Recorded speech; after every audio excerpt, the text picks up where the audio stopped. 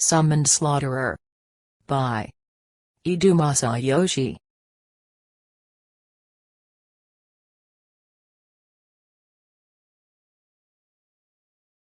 Chapter 15, Don't Lie.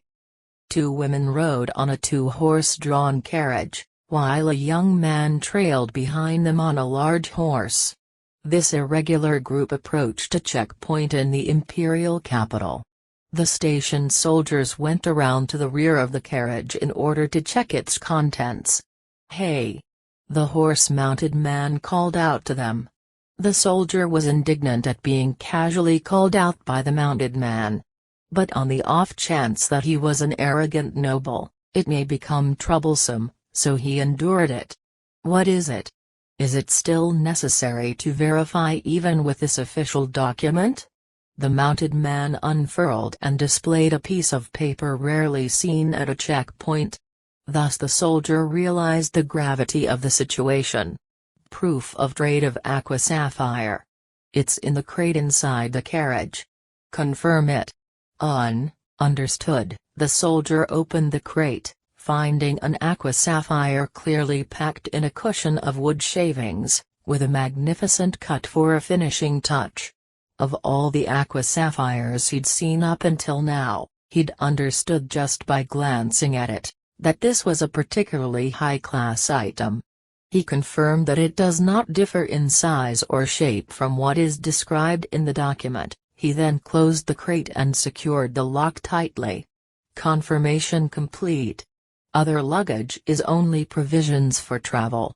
I need to hear it just to be sure. What's your destination? The soldier jotted down his signature on the memo using charcoal, questioning them while returning the official document. The man on the horse smiled from ear to ear as he took out a new document to show to him. "Just the neighboring country. Here is the permission." A document indicating free ingoing and outgoing passage from this country was shown to the soldier. It clearly shows the signature of Princess Imeraria. Also attached is a medal indicating a noble rank. "Please forgive me. By all means please pass. You don't have to mind it. It's a thorough job anyway. Thank you very much." As soldiers stood at attention to send the party off, the carriage began to advance while the young man continued following behind it. After the carriage left their sight, the men let out a breath of relief. Was there such a noble?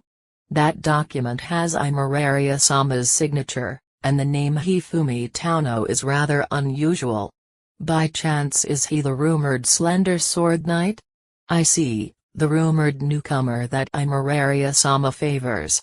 The slender sword knight which the soldiers were talking about was Hifumi's nickname. The man riding on the horse with haughty attitude was definitely Hifumi. How the nickname came to be, he hadn't the foggiest.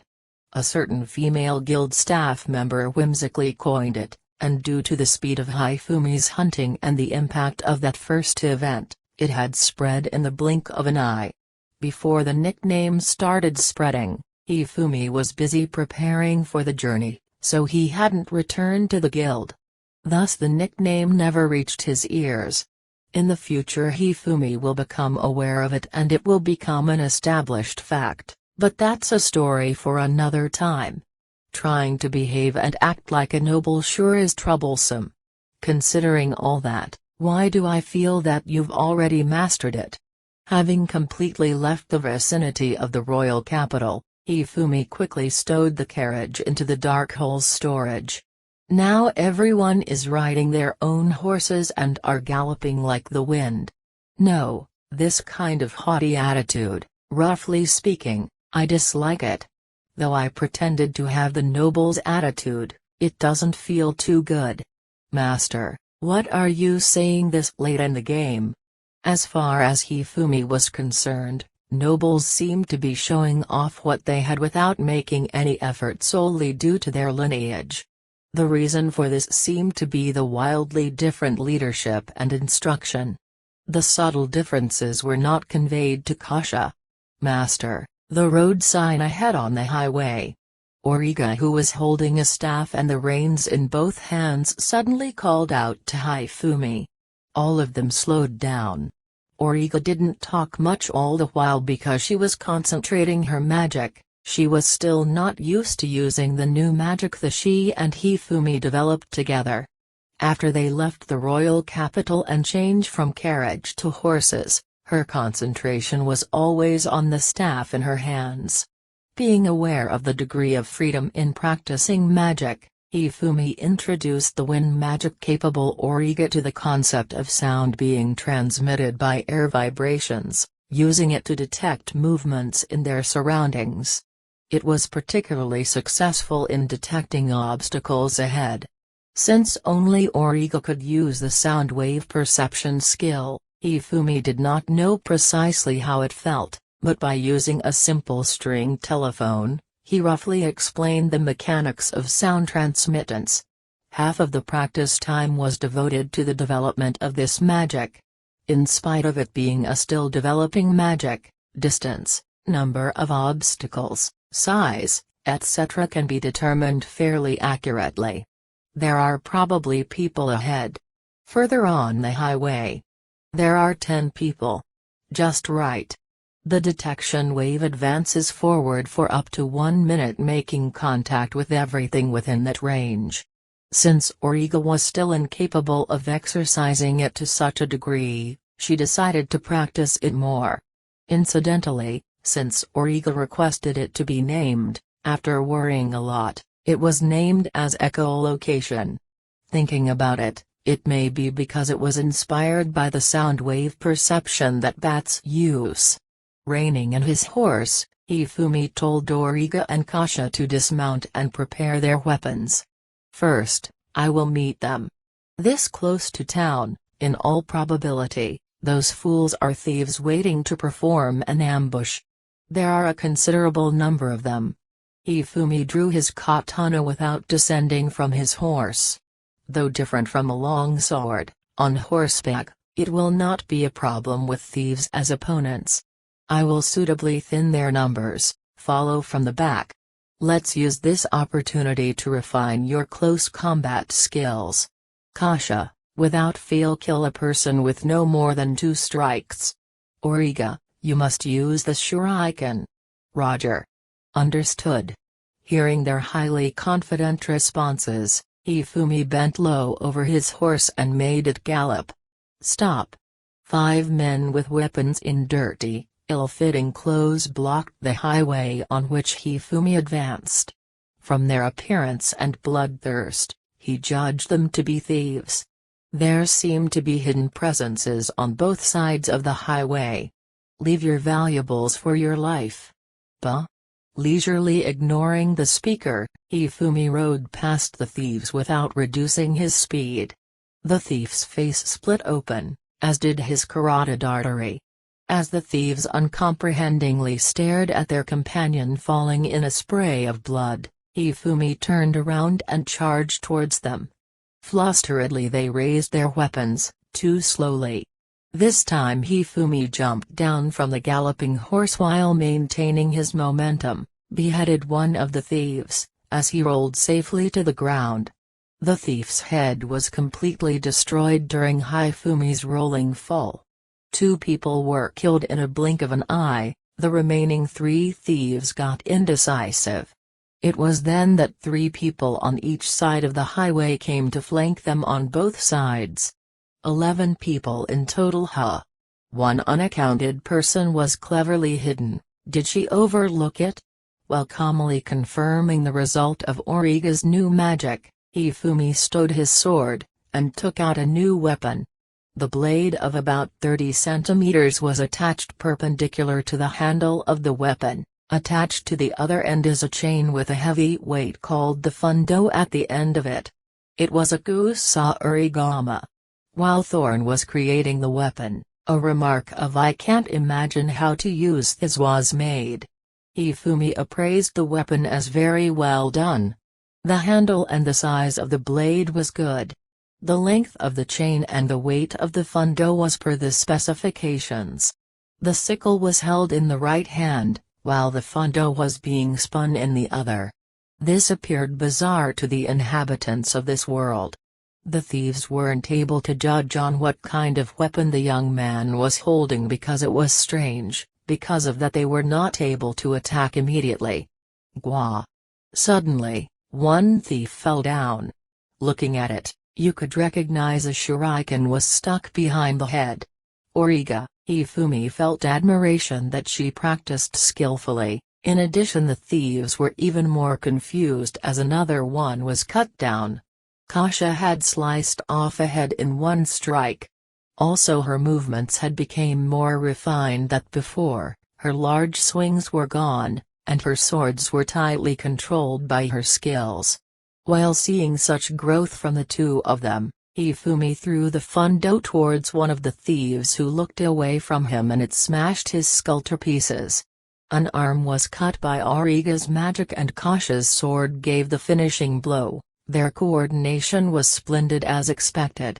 The two of them cleaned up the remaining thieves. From here on out Hifumi needed to think about some guidelines. All the thieves were killed instantly, the section of the highway was dyed with blood. This is well done. Although I hammered it into you in a short time, you moved pretty well. Thank you very much. But. Hifumi pointed at one thief who collapsed. There stuck a shuriken in the back of the shabby leather armor. I have dealt a fatal blow to him. Origa, do you know why this is bad? I hit a section of the armor that the blade of the shuriken wasn't able to penetrate. I think. Although they were praised and rejoiced for a moment, for Origa their mistake was to be ashamed of, but Hifumi said it is not so. You can hit anywhere. Originally, shuriken rarely deal fatal blows. That first piece of shit was just a fluke where she got a headshot. The problem is, this dickhead wasn't aware a shuriken was stuck to his leather armor, Hifumi was observing firmly.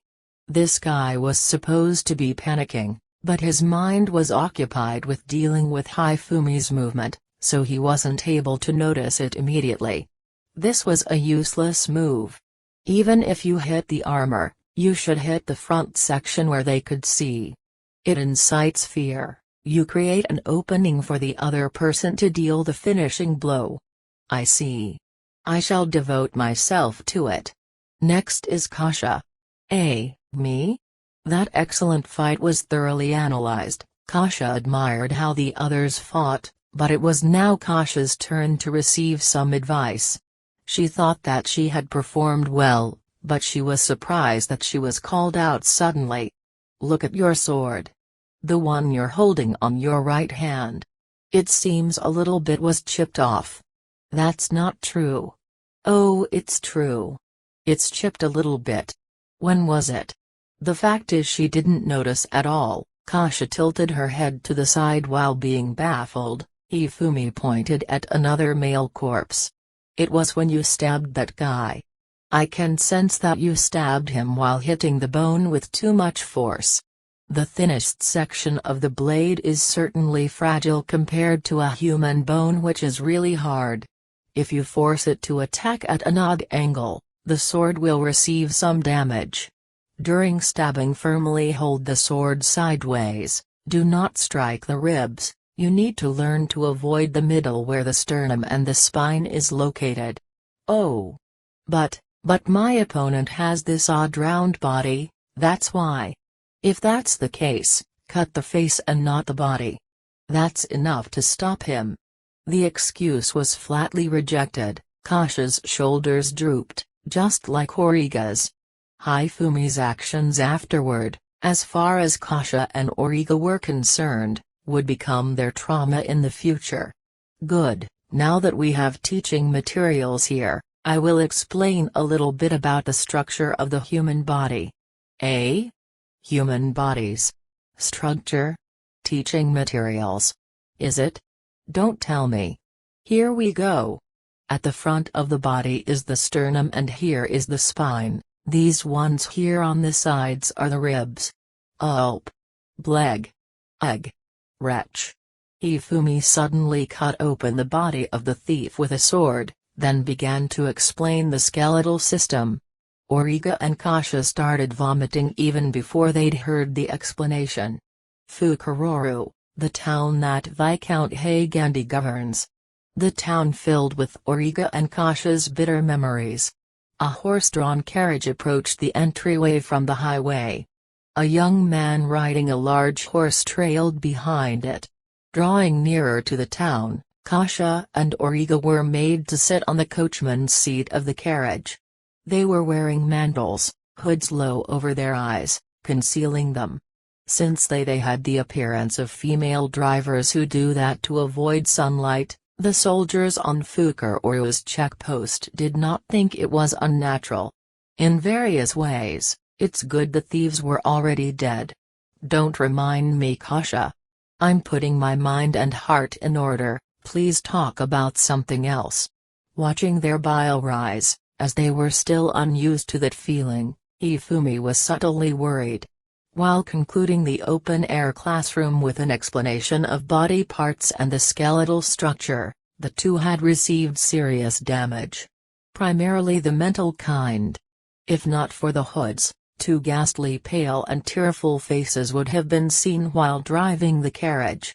If there was a little more flexibility in their attitudes, maybe they would have been able to brace themselves while arriving at their first destination. They felt like vomiting again if they got fired up, and their feelings of not wanting to get up were strong.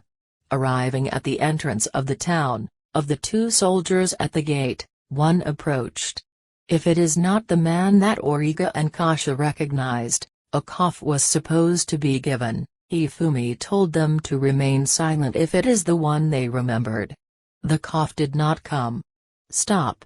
The contents of the carriage are to be verified. Understood. Since the cargo of this trip is a wooden box containing an aqua sapphire, a signature of confirmation is necessary. Unlike the time at the castle town, Hifumi dismounted, and took out a proof of trade for the aqua sapphire. Is this the aqua sapphire? Yosh, here's the box. The man opened the box with a strangely practiced hand, unnaturally nodded, closed the wooden box, and signed on the permit. At that instant, Hifumi kicked the man's abdomen and sent him flying. What are you doing? Quickly approaching the soldier on the ground, Hifumi flipped him while twisting his arm upwards and pinned him to the ground face down. To the sudden assault, the other soldier at the gate pulled out his sword in a hurry and ran forwards. A cough was heard from Origa and Kasha. You bastard! What are you doing? Calm down. This is who I am. The soldier running forward was shown the same permit and coin indicating his rank. Hifumi directed his gaze at the soldier on the ground and inspected his torso. Reluctantly following his gaze, the aqua sapphire shone on the soldier's chest. This is Guzafan, you. The man caught by Hifumi seemed to be called Guzafan. The other soldier had an expression of not knowing what to do after the sudden exposure of his colleague's crime. Putting more power into twisting the soldier's arm, Hifumi asked him in a low voice, there was a circulation permit verifying this jewel. The box is closed, there is this fellow's signature. Nevertheless, the aqua sapphire has appeared from this fellow's chest. Well, let's have the explanation. And whether or not we understand, let us see. When Gusafan looked up, Origa and Kasha had taken off their hoods. Their faces brimming with anger, he recognized them. Wielding weapons, filled with strength. Why, you fellows! You were supposed to have fallen into slavery. Come now, speak quickly. What's your excuse for deceiving and turning the tender-hearted me into a scary woman? What could it be, I wonder? Kasha, in contrast to the slave's anger, Hifumi laughed loudly.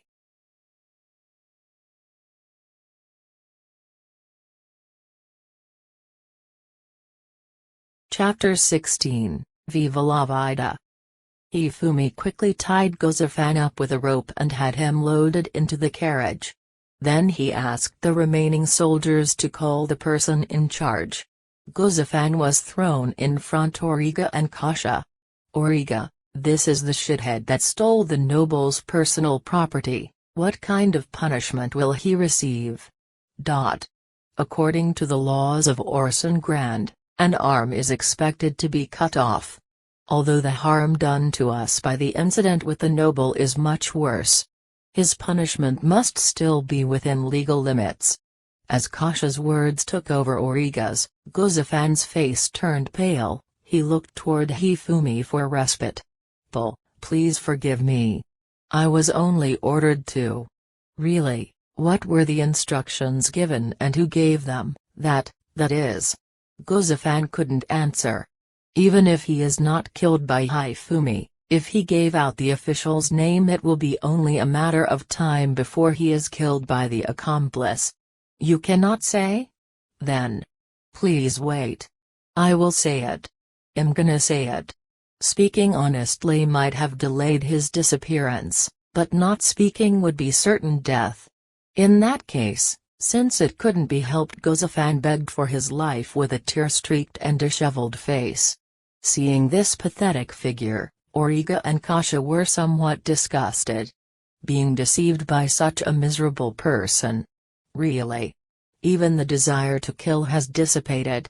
While saying that, the soldier from before ran out of town. Immediately behind him were a group of about 15 people. Since all of them wore armor similar to Guzafan's, they were probably soldiers of the town. Seeing them run in their direction, Hifumi instantly noticed something and started running towards the group. Behind. Hearing Hifumi's yell, the soldier turned around, and before he knew it, the backup force behind him had drawn their swords. What? Inadvertently halting, the soldier muttered upon seeing his colleagues face someone, not Guzafan, but him. No, it wasn't his imagination. The eyes of the lead soldier were clearly on him. The lead soldier raised his sword, clearly aiming for him. You what? Dodge it, you fool. Hifumi pushed away the soldier that was about to be cut, by a hair's breadth. Lashing out at the lead soldier with a frontal kick, while dodging the swung blade. However, the lead soldier only stumbled a step back and didn't fall down. "You, stop your resistance. You thieves." The lead soldier intimidates him and the soldiers surround Hifumi in a line with their swords drawn. Several people appear to be heading towards Kasha and Origa. "This piece of shit thief seems to be from your place. Is your head boiled?" Hifumi drew his slender katana, and with knit brows, as if spitting out his words, "So you're their boss. I knew you couldn't discipline them, but I guess it can't be helped if the one disciplining them is trash, right?" Whether they heard Hifumi's provocation or not, the lead soldier steadies his sword again and says to his subordinates, "This man is a noble who swindles. For him to frame and attempt to kill us is foolish. Arrest him on the spot." Purposely ignoring it, he yelled out loud so that the surrounding commoners can hear what he's saying. Hifumi thought that this is an explanation. Using that's how it is to dispose of inconveniences. It seems this isn't his first offense and he's quite used to it. When it comes to it, Hifumi had only one choice. Understood. It seems talking to you is a waste of time. Come, I'm gonna kill you all together. Don't underestimate me, youngster. Die. Once again the lead soldier raised his sword and slashed diagonally from the shoulder, but during the downward slash, a sword struck his left eye. The blade then swept through his brain, and the soldier's long life ended quickly. Origa, Kasha. Kill them as I have taught you, do it with all your might. Hifumi didn't see if both of the girls reacted to his voice. Judging that Hifumi was more dangerous than the two women. Besides the lead soldier, the other 10 soldiers surrounded him. Seeing that the lead soldier was dead, unrest ran through the soldiers, but comprehending that not getting rid of Hifumi would be dangerous, they immediately recovered and rushed at him. Kasha and Origa have no practice in combat with multiple opponents. There are too many people to start teaching them now. Although he was thinking that in an easygoing way, Hifumi's movements were quick. Before the soldiers' attacks arrived, he quickly turned around and swapped places with a suitable person behind him. Gwa. Crammed into the place where Hifumi was before, many blades arced, voices were raised in anguish, and the man died. Meanwhile, moving further, a soldier's head was lopped off, and Hifumi stored his katana. Akusa origami was taken out. The chain bound two people together at the neck, pulled them back, and then threw them to the ground. You could hear the muffled sound of a necks breaking. The two of them died together, the chain was untied without confirming their deaths, and the blade of the sickle cut into a nearby person's neck. The blood spray was avoided to deal with another opponent. A sword was thrust but the chain wrapped around it and pulled, snatching it away. The sickle was driven through the opening on the side of the armor, slicing the stomach open with all his might. The soldier was stunned while staring at his own intestines messily flowing out, and died before he became fully aware of it. Half of them left. No resistance at all. You all aren't even worth killing if you don't persevere a little bit more, Hifumi bragged, stating that he was disappointed, all while slashing at another oncoming person. A swipe at the soldier's leg and the soldier would easily fall, then gently slash the carotid artery with the sickle. The remaining soldiers were killed brutally. Hifumi, surrounded by dead bodies, turned his focus toward Origa and Kasha. Those two each have an opponent, but had already defeated them. Origa prevented them from approaching by hurting them with shurikens, and when their movements became dull, she chanted wind magic to cut their heads off. The accuracy of her magic is rising, and the sharpness seemed to have increased as well. Conversely, Kasha was fighting with her two swords nearby. She repeatedly attacks the upper body with the right sword, and when the opponent blocks her attack she will suddenly stab the opponent's thigh with her left sword, causing the opponent to stop on his tracks, then she will deal the killing blow by slicing through the throat. Great, you did well. Hifumi was looking around while praising them quickly. The townspeople who were there from the beginning were afraid of being caught up in the fighting, none of them dared to run. Only Hifumi and the gang survived with Guzafan still tied down and the man who called the group of soldiers. The battle was confirmed to be over. The soldier who was unsteadily trying to stand up asked Hifumi for his name and introduced himself as Tamazo. What the hell happened here? In front of the dumbfounded Tamazo, objects that appear to be people were scattered all over the place and the smell of blood permeated the air from the town entrance. You still don't know even though you were watching from a special seat? Guzafan is a fool who rummages through travelers' luggages. The ones felled here are your colleges, including your boss. Whether he can't admit it or the shock was too big to think of anything, Tamazu could only remain silent. Hifumi decided to leave it alone because it didn't matter. He stood in front of Guzafan, who was terrified from seeing his accomplices completely annihilated. Don't you know what's going to happen because of your actions?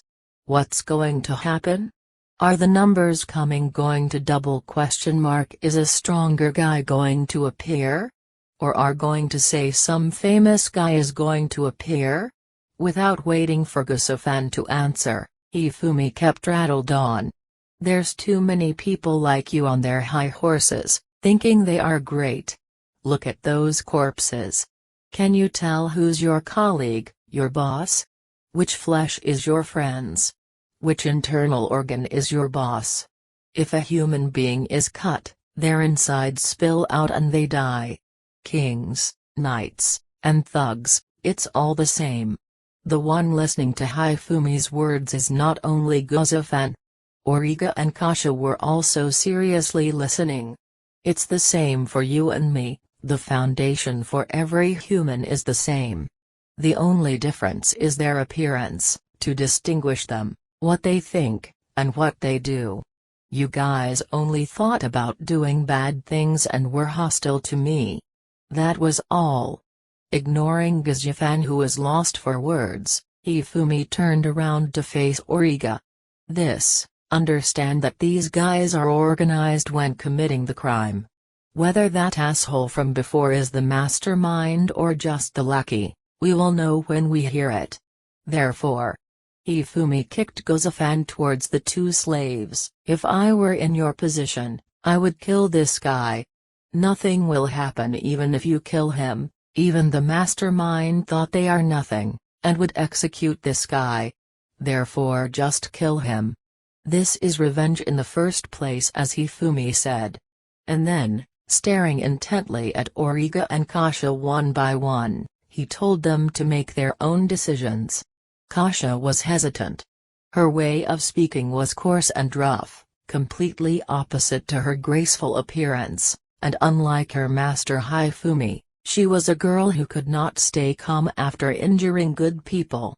If attacked by an opponent with weapons, one would naturally kill, since it is impossible to survive without doing so.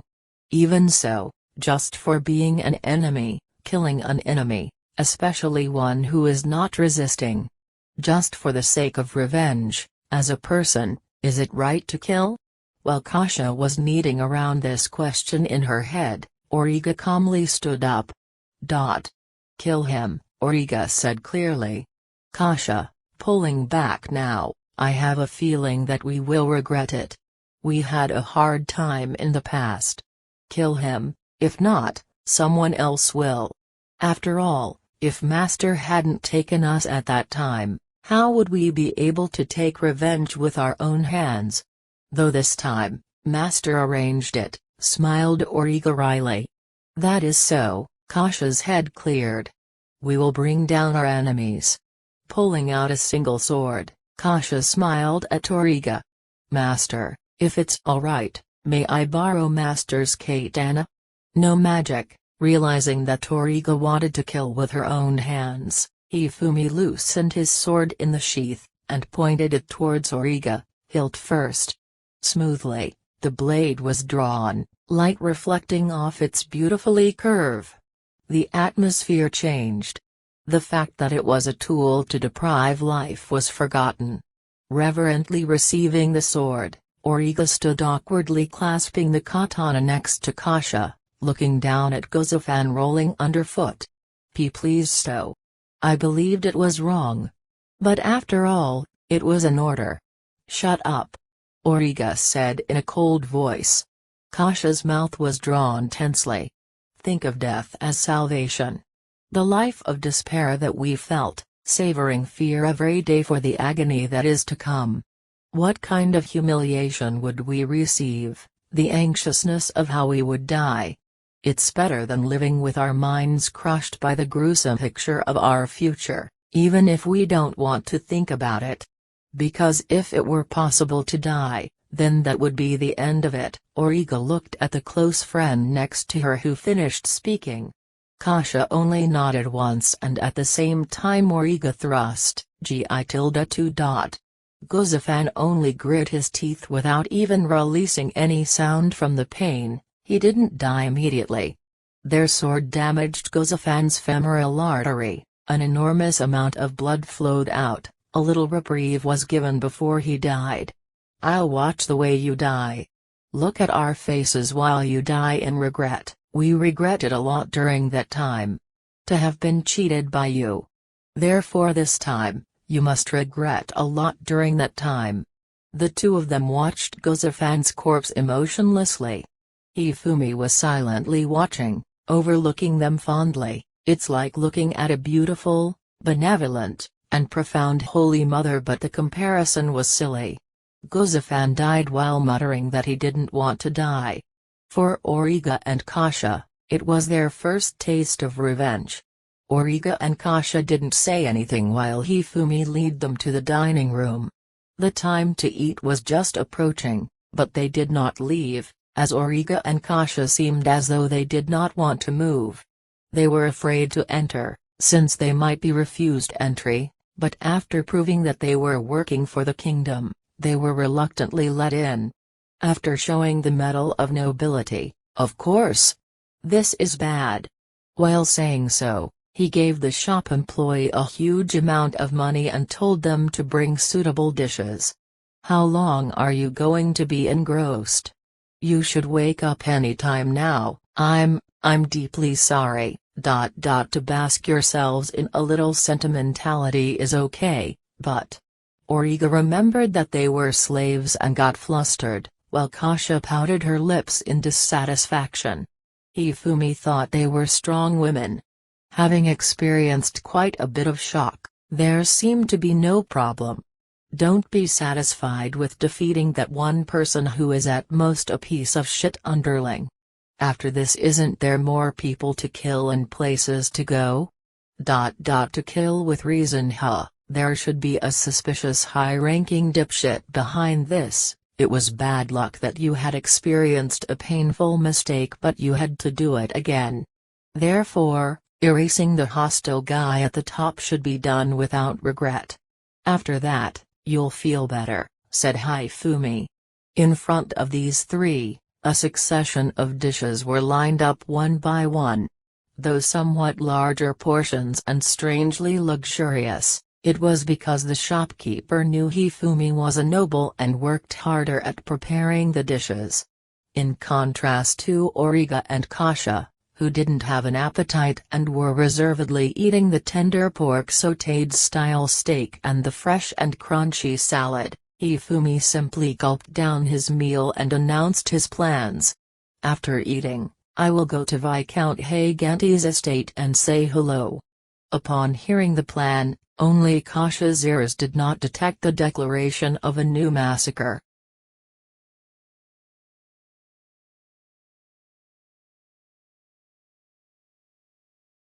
Chapter 17, Hail and Kill. Nearby where they were eating, a young man approached Hifumi and saw he sported clothing resembling a merchant's, with a refreshing smile on his face. Long time no see. When did you get here? Sitting down next to Hifumi in a friendly manner, he passed him a note unseen by others around. The meal has already ended, huh? There's a cafe nearby, how about it? No, that is. Not going along with the man's tension, Hifumi placed the note on the table. There's no need for a performance. There are no suspicious people in the vicinity, so this kind of communication is unnecessary. Moreover, it's meaningless since I can't read. You're from the 3rd Night Corps, yes? Certainly, the memo says he is from the 3rd Night Corps. Origa read the memo placed on the table. As for the man, his smile slipped off, his precautions unnecessary. Unable to read. Then how did you notice I was a knight? Knights who received training in marching walk in a manner different from normal people. He was used to seeing it after Paju and the others, and understood it immediately. Then, what's the important matter? You fellows disappeared after leaving the capital. It seems that you guys operate only within the royal capital, huh? This is the matter. The knight straightened up and introduced himself as Sabnik. As of now still an inexperienced knight, concealed in Fukuoka on his own as an apprentice merchant. Well, in the matter of Marquis, the target of my observation is Viscount Haganti. Since you disappeared, there was a report distributed via messenger bird from the capital, to continue watching from here. From the fact that a carriage was prepared for them, the person in charge of the tracking was going to have them followed while pretending to be a merchant in a mercantile caravan. However, since the carriage was immediately stored, and horses were used in leaving the capital, the trackers were left in the dust. Sabnik followed them. He acted as a lone pursuer since the concept of acting in a 2 or 3 person cell didn't seem to exist here. Like the incident with Paju, she wasn't carrying weapons during surveillance. Was it normal for them to operate alone? We don't have enough personnel.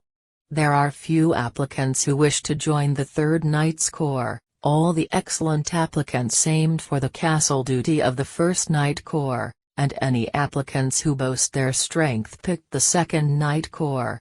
Generally only nobles can enlist for the Knight Corps. Being patient and stealthily mingling with the commoners makes the 3rd Knight Corps' job unpopular with the nobles. But, the 2nd Knight Corps only takes action in the event of a crisis, and the 1st Knight Corps doesn't actually experience field work, so it is believed that the 3rd Knights Corps is the most useful in protecting the citizens. So? Sounding considerably annoyed, Hifumi shut Sabnik up with a single word. What do you want?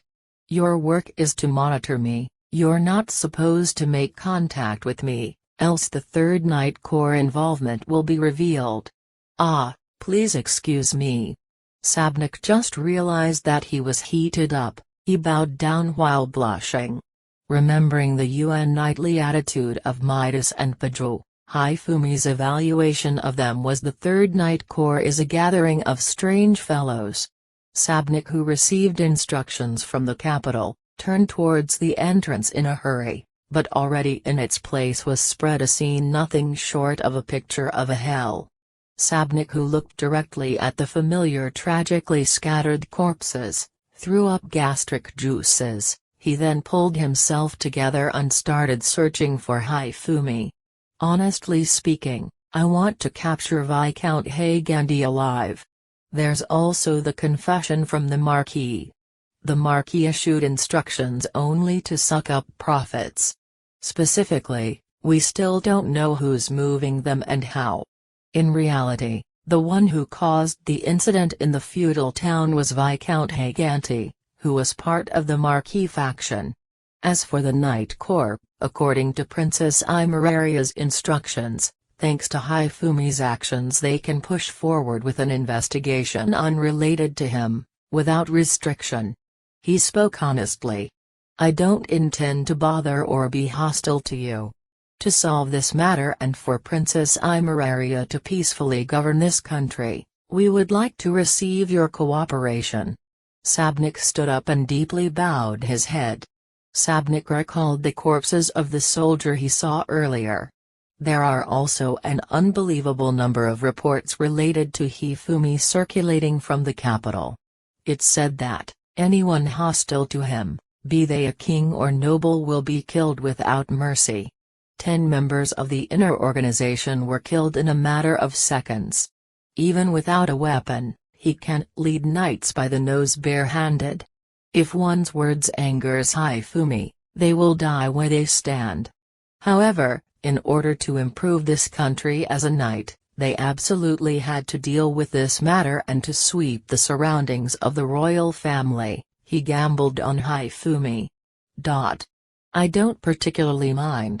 At Hifumi's words, Sabnik raised his head. The Viscount does not particularly matter to me, but to Auriga and Kasha, he is someone they want to take revenge against. I will talk to them and decide later. Immediately after saying that, Hifumi stood up and left. The persuasion target having changed, Sabnik was completely bewildered, not to mention the 2 slaves that were abruptly entrusted with the decision. Ah! For now, could I have some tea? Sabnik called the shop assistant to gloss over his red face while thinking derailed. Embarrassedly. Kasha could not help laughing.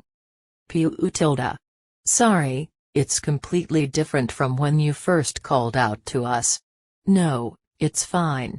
I practiced passing over the note several times at the back of the building while fired up. I had a small illness when I was younger, so I am a little unskilled at these sudden things. Translator note: due to his illness when he was young, Sabnik can't easily cope up with sudden changes in a situation and gets flustered easily. Sabnik said he was not good at meeting others for the first time. Being assigned here was also because few spies wanted to polish their skills alone in a different land. I'm sorry, I'm rambling. Well, about the matter with the Viscount. Before that, could you tell me what information the Night Order has on the Marquis faction? In case the Viscount is let free, if any other enemy can be killed, I may consent. Sabnik thought about Origa's words a little. To agree or to not agree. The positions of nobles and slaves, leaving aside comparing them, the chances of them sitting at the same table were virtually non-existent. However, Sabnik reminded himself that Origa and Kasha were slaves of the Slender Sword Knight. He felt an overpowering intimidation from Origa and Kasha, unthinkable of ordinary young women. I understand. Where shall I start explaining? After waiting for his tea, Sabnik began to speak. At that time, Hifumi was aimlessly wandering the streets of the town. His katana casually hung on his waist. I wonder what that is? Towards the center of the town, there was a residence much larger than the ones surrounding it. Slowly drawing near, several soldiers ran out of the strong-looking metal gate. The soldiers had ghastly appearances. Passing by Hifumi, they ran towards the town gate. Apparently, they were the response to the previous completely annihilated unit. So late. The guys watching were quite some distance away. As I thought, there's probably another mode of information delivery. Muttering to no one in particular, Hifumi approached the gate the soldiers had run out of. There's no guards on watch. It appeared that all military personnel had completely left for the scene. Hifumi entered in a stately manner, in spite of his amazement. The moment he placed his hand on the door of the mansion, he suddenly felt a sense of unease and jumped back from the door. A loud sound rang out, the wooden door fell to pieces. Looking into the doorway that was suddenly well ventilated, a face was seen. The guy in the Marquis mansion in the capital. If I recall correctly, your name was Strauss. You remembered, huh? As I thought, I should have gotten rid of you back then. There was a big hole from within the entranceway. Strauss fled back into the Marquis mansion while holding out a dagger followed by preparing to use magic. Hifumi dodged without hesitation, and pulling back momentarily, ran around towards the side of the building while silencing his footsteps. Getting away. He ignored Strauss' husky voice and continued to run. I could sense 10 people inside the building. Since Strauss is out here alone, is one of them the Viscount? So the remainder are the servants? No, I could sense someone on the second floor. It's Tamazo? Why is he here? He remembered the young soldier that stood still as he watched all manners of death, the young soldier that was about to be killed by his colleagues. Hifumi had an unpleasant hunch, so he looked up. At that instant, a maid who had opened the window to air the room saw him. He jumped up, grabbed the edge of the window with his left hand, and slipped his body into the window at the last minute. The maid was surprised and froze when he approached. She cracked a smile, so he only gently hit the nape of her neck, knocking her unconscious. I'm sorry that there are no beds. He softly laid the maid's body down, and after confirming there was nobody else in the hallway, he went into the room Tamazu was located in.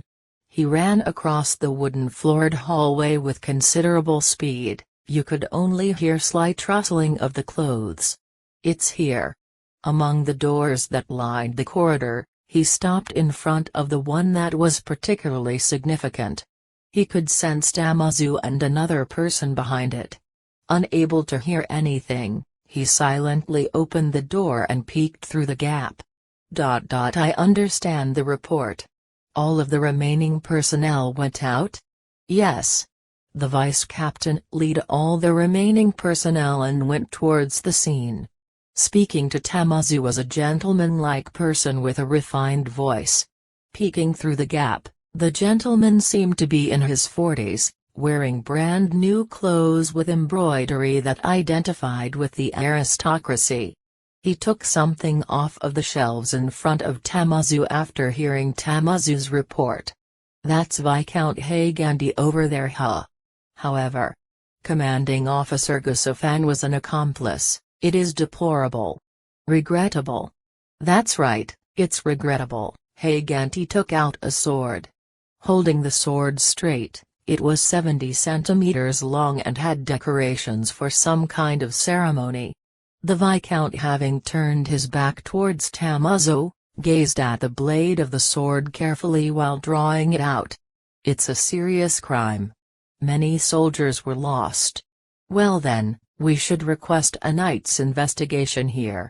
Apparently, it seems Tamazu is complaining to Haigandi because the ringleader of the evil deeds was the lead soldier.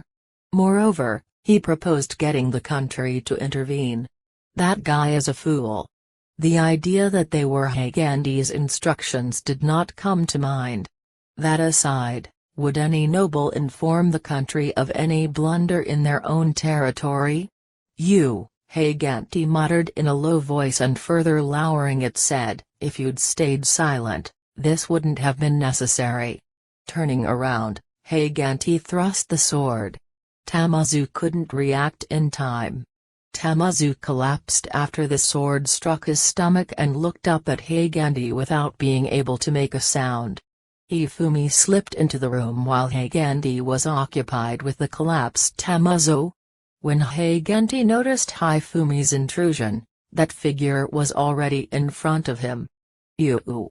Haigandi slashed with the sword that he was holding in the spur of the moment, but it was too late. A fist drove into the sword, brandishing Haigandi's solar plexus. His eyes turned white and fainted. Hifumi looked at the fallen Tamazu, however it was too late. He was dead. Hifumi noticed indications of something hidden behind Haigandi's writing desk, so he turned it over. In a single beat, the painting that hung on the wall above was sliced. Falling from the gash in the painting, scattering documents fell down. Looking at the state of affairs, Hifumi nodded to himself. Found it at last. Strauss had entered the room. "You're slow. The task here is done, you can entertain me." Hidden in the shadow of the desk, Hifumi put away his katana and brought out his gusa origami. "It's over, is it? Is Haigandi dead?" "No." Hifumi rose, leisurely swinging the chain, sickle in one hand. "We can still fight a little bit more.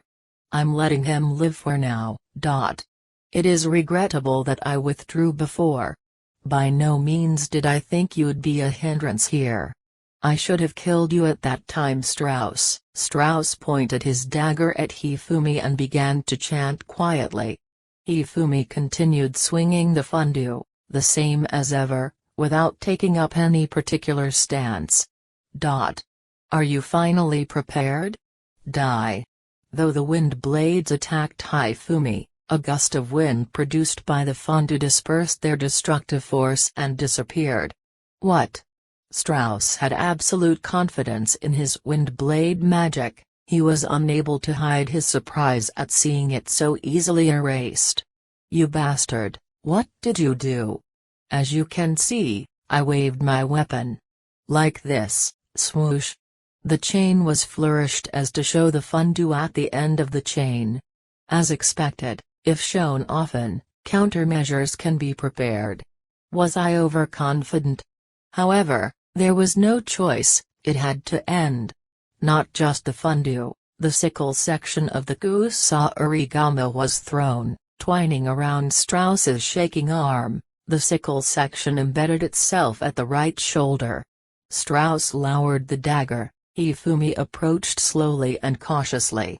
The wind can be blown in various directions, but the practical scope of using it is quite narrow.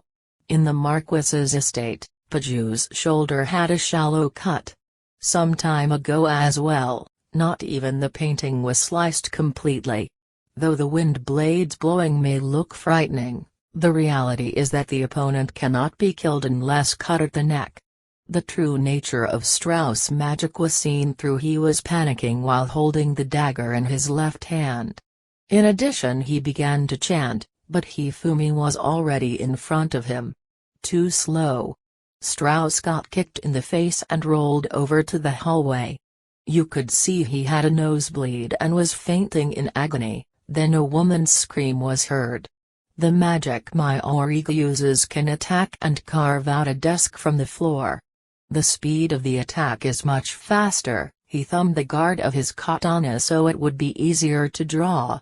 I think there is some good prospects in your body movement, but it is still impossible for you to stand before me.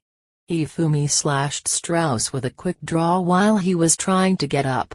Stepping forward firmly with his right foot, a sound was heard as Strauss's head began to fall from the torso. In the hallway, there was a housemaid who witnessed the instance of murder, unable to move out of shock. Frightened at seeing Hifumi approaching, she moved back, trying to escape unsuccessfully.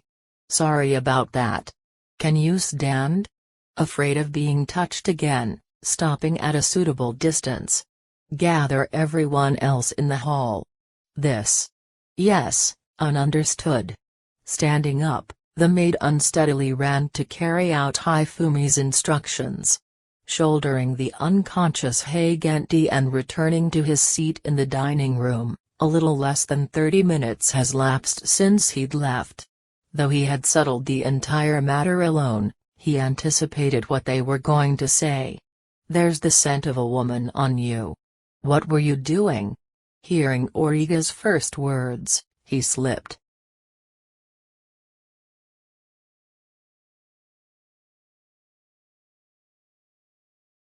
Chapter 18, New Divide. Hifumi dropped Haigenti onto the floor, sat down and ordered tea from the waiter who was wearing a rather strained expression. Viscount Haigenti. Sabnik. Seeing Hifumi casually toss the Viscount on the floor, Sabnik was speechless. Did you kill him? No, he's just stunned. Is that so? Seeing that Hifumi did not see the situation as out of the ordinary, Sabnik couldn't help but tremble. The two women didn't think Hifumi's abduction of the Viscount in such a short time as wondrous. At this point, Sabnik completely understood the princess' instructions of do not defy. Then, is your discussion finished? To hell with that, what happened to Viscount Haigenti?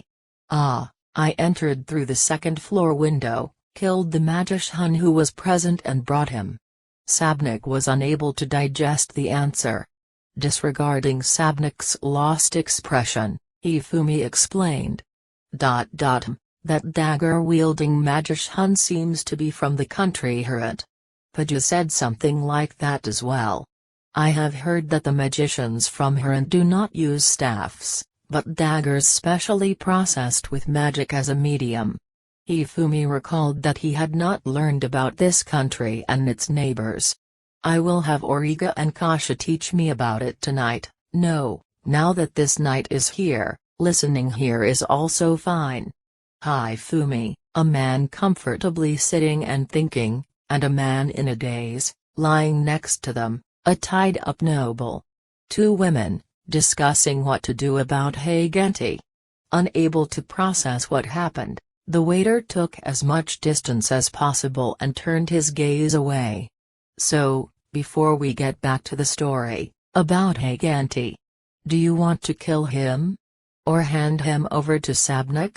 Hifumi wanted to eat something sweet, so he ordered something from the waiter, who brought him a peach-like fruit to eat, and started listening to them once more.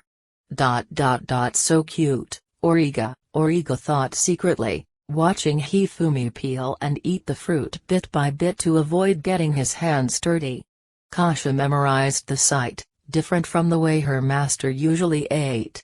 Well, what is it then?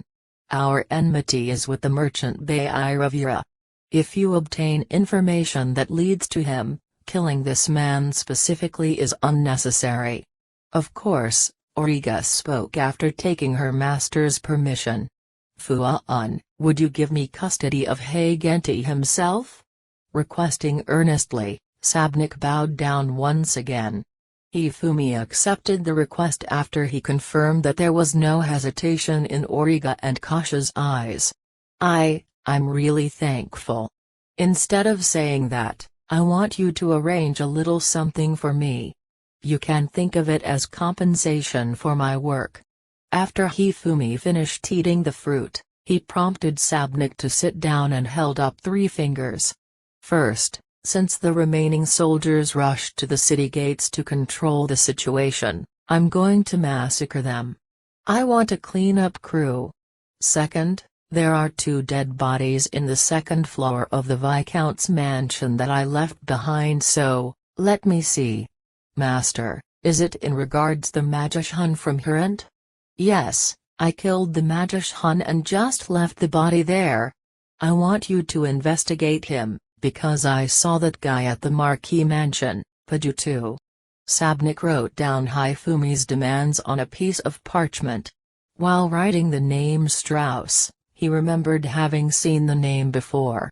Though Paju's arm had been injured in the event, it had led to evidence of the Marquis's smuggling operation. This was a well-known fact within the 3rd Night Corps. No wonder, he was involved in that matter. I thought it was strange that the observing Paju-senpai would be so valiant in those circumstances. Sabnik, a vivid image of Hifumi charging the Marquis's estate while dressed as a senior knight suddenly rose up in Sabnik's mind. He heaved a sigh of relief at it not being the case at the Viscount's estate. And the 3rd? Tell me everything the 3rd Night Corps knows about the state of affairs in this country and the neighboring one. It will be necessary to do so before going to Vichy. To what extent? Everything. I had planned to travel carefreely and gather intelligence while touring the countries directly, but this seems to have become quite complicated. Seeing Hifumi sigh while shaking his head, Sabnik resigned himself to simply accepting all this. To tell the truth, I wanted to arrest the Viscount a little more smartly and secretly get things going in the background, but can't be helped. Would you be willing to stay in town for a few days while I call for support? In that time you can give me all the information you have on ... Master? What's wrong? I told the Viscount's servants to gather in the hall. Seeing Hifumi's chagrined expression, Origa let slip a chuckle and turned to Sabnik. Sabnik, could you go to the Viscount's estate in place of Master? Me? Indeed, because if Master goes, everyone is likely to be scared shitless. Kasha agreed with Origa's proposal. The annoyed Hifumi insisted that he had been gentle with the non-adversary maid, but no one believed him. Got it, I will go. At any rate, putting the town in order is necessary. Sorry about that. Hifumi smoothly inclined his head at Sabnik, who had stood up. And no, this too is my job. Then, while Sabnik is going to the estate, are there other soldiers that need to be dealt with? In the end, we still came back to a topic that reeks of blood. Sabnik, separating from Sabnik, Hifumi and the 2 returned to the town entrance. 5 soldiers were cleaning up the corpses. Coming to a halt a suitable distance away, Hifumi observed the working soldiers. What do you think? Kasha and I, just the 2 of us are enough to kill them with room to spare. Origa. I intended to ask them whether they wanted to kill or arrest, but… Hifumi, was this girl always capable of such brutality? Hifumi was more concerned about her, conveniently blind to his own character. Well then, I'll leave it to you. Leave it to us. Origa, Yoshi. Kasha, seeing off the fired-up duo and watching them run towards the soldiers, Hifumi contemplated on how to deal with slaves. Is this event beneficial as well, I wonder? His calm eyes reflected the tragedy orchestrated by the 2 girls. Several days after the event, Sabnik worked tirelessly, putting out an urgent request to the town guard to monitor the comings and goings of adventurers, and cleaning of the blood and bodies was begun under the command of the temporary acting lord of the area. Moreover, time flew when Hifumi visited the Viscount's estate every day to ask Sabnik something or the other. When Hifumi arrived, Kasha and Origa trained in the garden of the mansion. The employed servants were worried. If I say not to come, would they refrain from training on the premises? Sabnik, don't twist your words. If you're worried, say what you want to say directly. Hifumi, twist my words. They are your slaves, yes? Even if that's the case, without explicit instruction, they move, yes. Telling them each and every move is tiresome. Anyway, because of the fights in town recently, I told them to let their hair down. Fondness could be heard in Hifumi's voice. Seeing his tender expression that contrasted with his everyday behavior, and remembering his cheerful slaughtering of people, instead of amusement, Sabnik felt fear. He had never seen such a warped and selfish individual like this before. The slaves adore you. I think I'd use a different word. Come now, continue your instruction. Seeing Hifumi's expression while opening the map, Sabnik was moved by his desire to learn and unintentionally smiled. The kingdom of Orsongrand, as the name implied, was ruled by nobles in a model similar to the feudal system. It varied in different places depending on the nobles in charge. Apart from the amount that had to be paid to the kingdom, it could be freely set by the lord of the area. Though each lord had their own territorial army in addition to the imperial army, in terms of both financial power and military forces, the imperial family had overwhelming influence. Civil war did not seem to be a concern presently.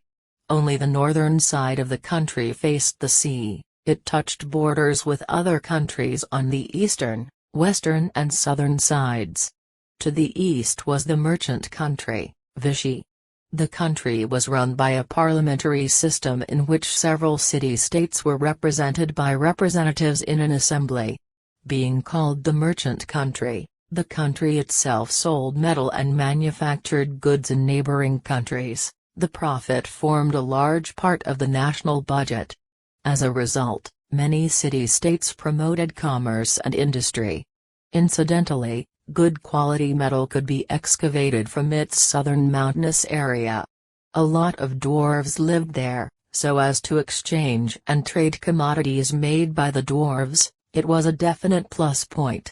The western side did not exactly have a clearly defined border. The vast mountainous region was filled with wilderness over which were spread many beastmen villages. The custom of farming being non-existent, it was said they lived off hunting, but no details were known. Humans weren't interested, simply avoiding the race as a whole.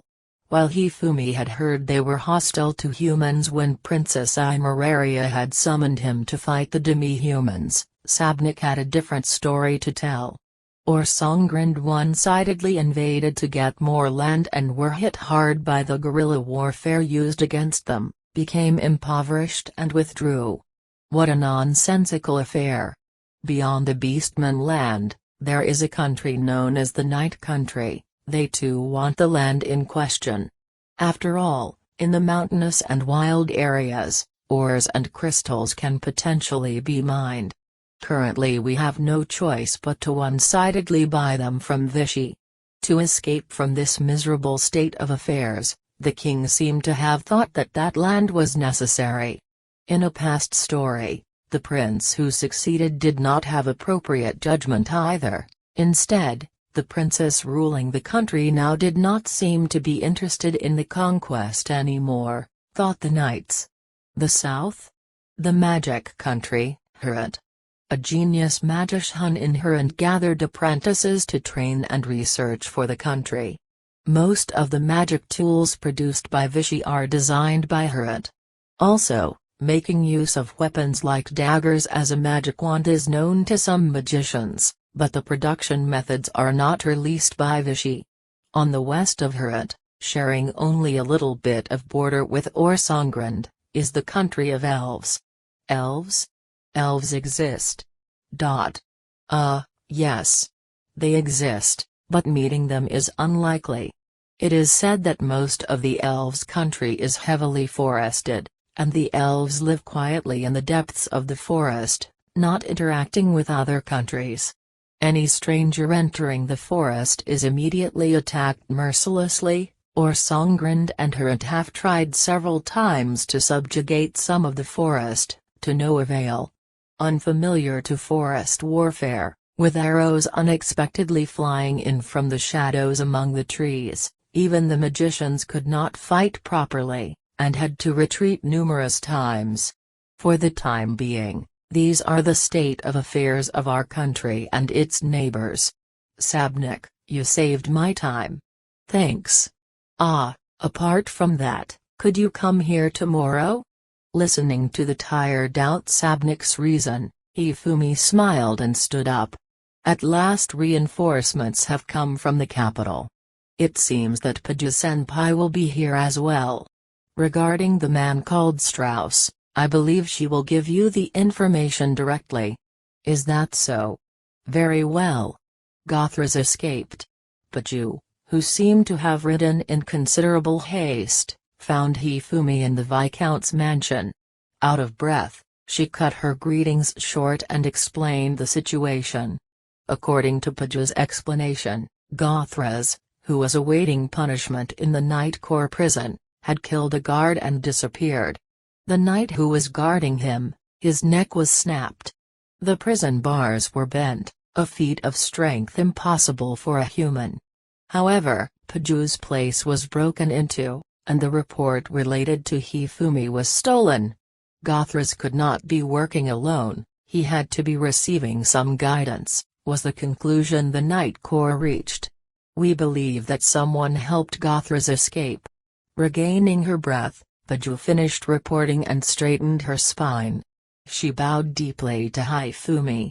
This incident was completely our blunder. You painstakingly gave us an opportunity to clear up our mismanagement, we not only wasted it, but as a result you are deprived of information. The responsibility is mine. Seeing her apologizing with her head bowed and not moving an inch, Hifumi laughed. The apology is unnecessary. Even if the information is concealed, sometime, somewhere, it will be revealed. Besides, there might be a guy holding enough power to bend prison bars, yes? Looking up, Paju's eyes met a cold smile, the same one she saw at the Marquis estate. A chill went up her spine. Ah, joy! A fellow confident in their physical prowess, there's this technique I really want to try out. Everyone froze seeing the expression of warped joy on Hifumi's face.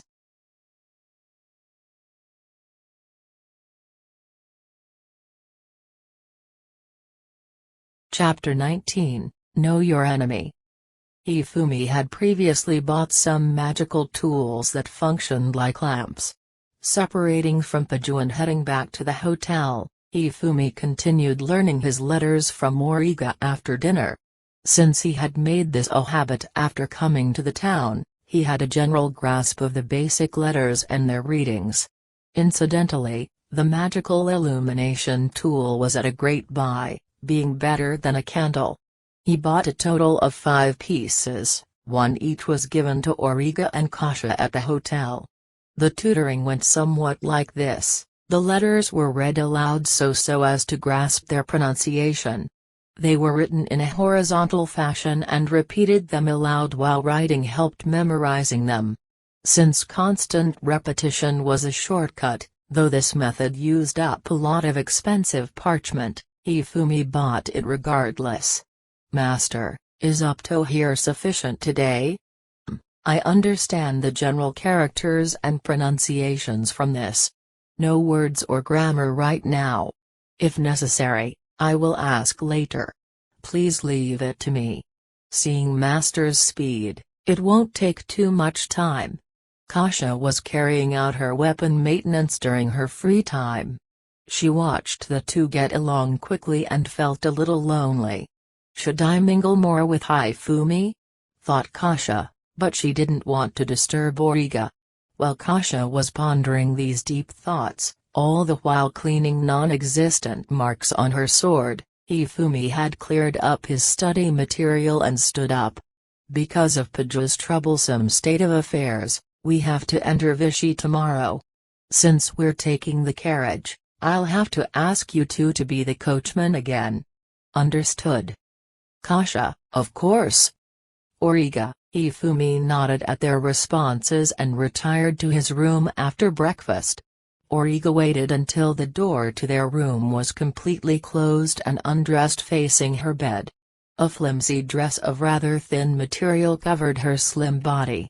Though it was usual for Origa to sleep like this, Kasha vaguely noticed her figure.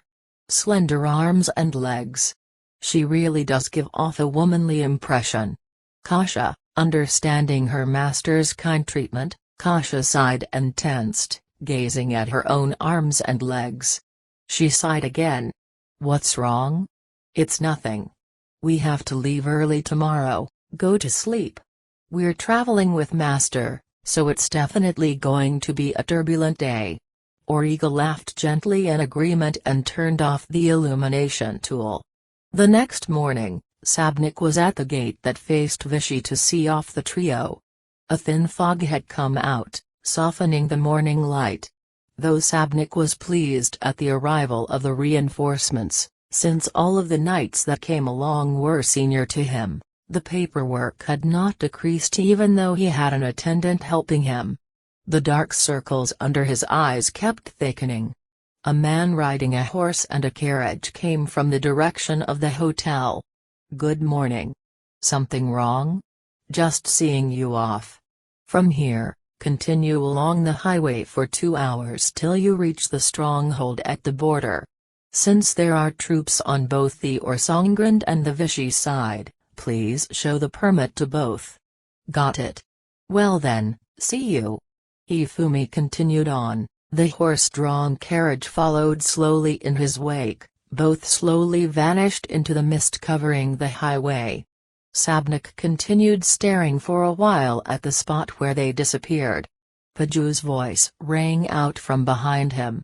Hifumi-san? Now it's possible to leave this place. Something wrong? Sabnik, it's the incident of the magician from Herat, the one called Strauss. The analysis of his body, except for the dagger, there was no indication of high social standing. However, visibly penetrating Strauss' chest was a magic tool, possibly of an evil goal. Based on the build of the body, it seemed more than 50 years old and considerably thin. The movements displayed in the Marquis mansion, as heard from Hifumi, were hard to believe. Though not completely clear, it may have been a body-strengthening type evil magic, surmised Paju. The corpse can be sent to the capital today for further investigation. Body-strengthening magic. Could it be the one that set Gothras free was Strauss? No, the timings are wrong. Then how? Gothras might have used a similar magic tool, but he was frisked before being put into prison. Did someone pass it to him for him to escape? In any case, it is necessary to search within the royal capital for this possible accomplice. Even as she said this, Paju was at her wits' end to even start looking for clues. As the carriage rolled on in a leisurely manner, the fog gradually cleared up. The stronghold on the edge of the road came into view. Seeing that the so-called demons seemed to have left already, Hifumi felt let down. That's the border? There were no walls or fences or such, the highway just ended at a 2-story stronghold. Both sides had just one large building each, nothing else. According to Kasha's explanation, if one left the highway, they are immediately attacked by monsters. As a result, it was unnecessary to build walls. The central building functioned as a checkpoint for both countries. The large buildings on each side housed their respective border security soldiers. According to a treaty, 10 soldiers from each country could be assigned there. Seeing the stronghold come into view, Hifumi had an uneasy feeling. It's too quiet. I can't feel any indications of a single person inside, much less 20. Eh? Arm yourselves immediately. I smell blood. Kasha and Origa did not understand, but believing in Hifumi, did so instantly. Their reactions were a result of constant training. The carriage was stored, horses were dismounted. Drawing nearer cautiously, several soldiers were visible on the ground in front of the stronghold. The trio did not rush forward, carefully approaching the bodies. Seeing the state of affairs, Kasha gnashed her teeth. An inspection of the path leading to the stronghold showed soldiers lying dead everywhere on the stone pavement. At first glance, it was obvious that their limbs were pointing in strange directions, completely motionless. Amongst the bodies, some limbs were cruelly ripped off, exposing a gruesome sight. Everyone dead? No, one person is alive. Smoothly moving among the corpses, Hifumi crossed the border and crouched down near a fallen soldier. Oi, get up. A young woman, a soldier from Vichy, judging from the armor, lay face down on the ground completely unresponsive. She had disheveled red hair and a berry cut. As expected, she's dead. Master? No, this fellow is uninjured. While saying that, Hifumi took the woman's wrist and jabbed his finger at a vital point located on the thumb side of the wrist. Da-da-da-da-da. The female soldier jumped up because of the sudden acute pain, with teary eyes put some distance between her and Hifumi. That agile movement was similar to a cat, but the teary-eyed wrist rubbing didn't improve the impression. Why did it fail? I know if you're dead or not even if I can't see you. That doesn't explain anything. I wasn't explaining. To Hifumi's cold response, the female soldier clenched her teeth and placed her hand over a sword at her hip. She made to draw her sword, but Hifumi was much faster. Instantly, Hifumi's katana was pointed at her gray left eye. I have questions. Explain this situation. You die if not. Understood. The girl, Alyssa, was an inspection official of Vichy. There seemed to be a constant number of women soldiers on the border. This happened a little while ago. A powerful man suddenly started acting violently. The soldiers here and Orsongrens too were instantly killed. I managed to survive because I played dead when a colleague was thrown against me and I fell. Noticing that Alyssa spoke with a strangely lovely voice for a soldier, Hifumi assessed Alyssa with an expressionless gaze. Seeing he did not so much as raise an eyebrow at the mention of the Orsongren soldiers being killed, Alyssa pouted. Though your colleagues have died, you don't seem to be affected. Alyssa, doesn't matter. Leave that. What about the violent and powerful man? That one. Hifumi turned his gaze to a tall man grasping a thick bludgeon, collapsed on the ground. Who killed him? I don't know. While playing dead I had my eyes closed. However, once everyone's voices died out, I heard someone's footsteps approaching. I heard a voice say still lack control and then the footsteps faded away. I saw neither the face nor the form. I see. Origa, Kasha. Return to the town by horse and bring Baju. Understood. Seeing Hifumi see the two off, Alyssa asked timidly, The sword, could you? She stopped mid-sentence when Hifumi returned his katana to its sheath. Thank you. If you have time to thank me, you have time to run. Phew? Alyssa tilted her head in confusion on seeing him disregard her. Hifumi returned his katana to storage, replacing it with the Kusa Urigama. What? As Alyssa muttered that, the atmosphere grew heavy. A shadow rushed out from the stronghold towards Hifumi, with the intent to strike. It was the escaped Gothras. In the past few days you've become considerably sickening. Hifumi sneered, easily avoiding the incoming fist. Gothra's appearance was very dirty, to the extent that one would not think he was a former knight. A body bulging with swelled-up muscles, drool dribbling down a face twisted in pain. He grasped a weapon tightly, blood dripping from the fists. Kill. Kill. He's lost his sanity, huh? How boring. While saying this, Hifumi had thrown the counterweight of the Kusa Urigama, capturing Gothra's arm. Faced with the abnormal strength pulling the Kusa Urigama, Hifumi easily let go of it. Brute force, huh? Pretty good. Be but the weapon. Elissa yelled at the carefree Hifumi's back. Facing Gothra's bare-handed second strike, Hifumi too was empty-handed. A simple head movement dodged the fist to the face. An elbow met the fist. Bones were definitely broken, but Gothras continued his strikes without hesitation. No sense of pain either. Stepping some distance away in consideration for his opponent, Hifumi was wearing a huge grin. Seeing that, Gothras attacked furiously, shouting incoherently. A few palm strikes to Gothra's sides broke his ribs. Just that alone did not stop him, but a well-placed kick to the broken ribs did the trick. Gothra's movements noticeably slowed and he was throwing up blood. His internal organs seemed to have been damaged.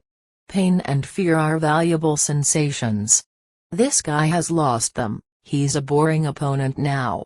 Gothras's throat was crushed, courtesy a finger strike from Hifumi, a two-fingered strike to the eyes immediately followed. The onslaught was complete with a pulverizing kick to the now prone Gothras's chest. Gothras trembled for an instant, his movements then stilled permanently. Amazing, Elissa was unable to take her eyes off Hifumi. Paju and Sabnik arrived with Origa and Kasha just as Gothras died. It seemed that a sentry in Fukuoka had seen someone resembling Gothras heading towards the border, and the report had made its way to Paju. Eventually, they had given chase, but overtaking a single fugitive was impossible on the highway.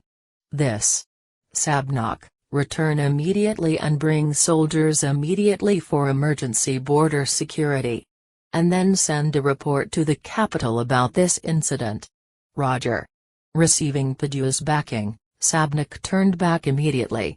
Hifumi briefly told her the situation. Paju approached Gothra's corpse to inspect his equipment. As expected, Hifumi-san is proactive. In any case, this is a completely changed form of Gothras. This is. On tearing off Gothra's shirt, there was a tool resembling the one on Strauss' chest. However, the shape was a little different from Strauss. There was a portion that had collapsed, a result of Hifumi's pulverizing kick. This thing, was it the cause? Hifumi, I fear that is so. There was something similar on Strauss' chest as well. In that case, there may be something like that there. Hifumi was pointing at the corpse of the large man who was acting violently earlier. While Paju was looking at Gothra's corpse, Hifumi observed the large man's body. A magic tool similar to that of Strauss and Gothra's was slightly ensconced in the chest area. In front of everyone, a hand was thrust into the large man's chest. Yui Tilda. Elissa unintentionally squeaked, unable to look away. What are you doing? Kasha asked timidly. Hifumi wiped his hand on the large man's clothes and answered, a thought came to mind. There is a wound reaching his heart. My strike was not the cause of death. Hifumi turned his gaze to Paju. Judging by the shape and depth of the wound, it's probably a weapon like Strauss had, similar to the size of that dagger he had. Origa brought a cloth soaked in water from a nearby well for Hifumi to wipe his hand on. Besides, Elissa, this man seems to be an official from your side.